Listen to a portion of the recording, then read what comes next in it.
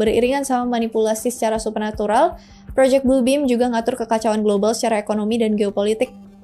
Setelah penemuan yang mengungkap kesalahan beragama, segala fenomena aneh, dan perang-perang yang terjadi, di tahap ini PBB bikin kondisi di mana seluruh dunia jatuh dalam krisis ekonomi terbesar sepanjang sejarah. Bencana ekonomi ini nggak sampai benar-benar hancur total, tapi dibuat cukup parah supaya PBB bisa ngenalin sistem transaksi baru yang mau nggak mau harus diterima sama semua orang. Tujuan utamanya buat bikin semua orang jatuh dalam kemiskinan, karena kalau semua orang miskin, nggak ada lagi orang-orang yang bisa punya cukup dana buat perang melawan mereka.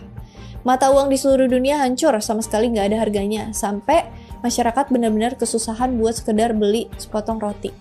Kelaparan, kekerasan akhirnya terjadi di mana-mana. Sampai akhirnya PBB yang lagi-lagi harus ngambil alih buat mencegah kehancuran global.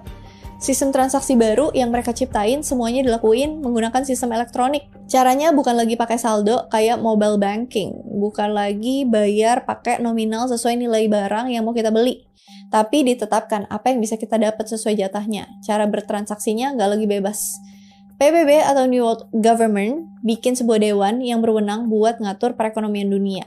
Orang-orang bakal sangat bergantung sama dewan ini buat bertransaksi. Apa yang bisa dibeli dan dijual, semua diawasin lewat sistem ini. Misalnya kalau kalian mau beli beras, jatah kalian cuma 1 karung selama sebulan. Kalian nggak akan bisa beli lagi lebih dari itu. Segala sumber bahan baku termasuk sumber makanan kayak pertanian, peternakan, perkebunan juga diambil alih dan dikelola sama Dewan Ekonomi ini.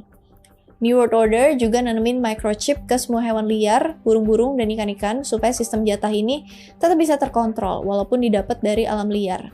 Hal ini dilakuin buat mencegah adanya pembangkang, kayak orang yang ngerasa bisa nggak bergantung sama aturan New World Order, para pelarian dan para pemberontak. Tapi kenapa microchipnya justru disisipin ke hewan-hewan bukan ke orang-orang kayak semacam sistem registrasi? Karena hal ini lebih gampang dilakuin daripada harus maksa orang buat ngelakuin registrasi dan tanam chip. Masih ada resiko perlawanan, ada yang bisa sembunyi, ada yang bisa kabur. Dengan begini, sumber makanan di alam liar jadi nggak luput dalam pengawasan.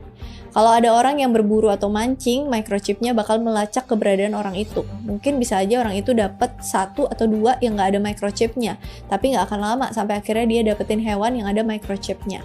Jadinya, orang-orang nggak ada lagi yang bisa berburu atau mancing seenaknya buat dapat makanan lebih, dijual lagi untuk dapat keuntungan lebih, atau bahkan nggak ada lagi akses makanan buat orang-orang yang mau kabur dari kekuasaan New World Order.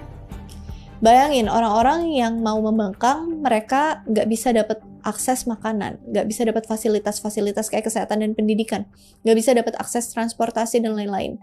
Kalau ada pembangkang, cepat atau lambat mereka bakal kelaparan. Sekalinya berburu ke alam liar,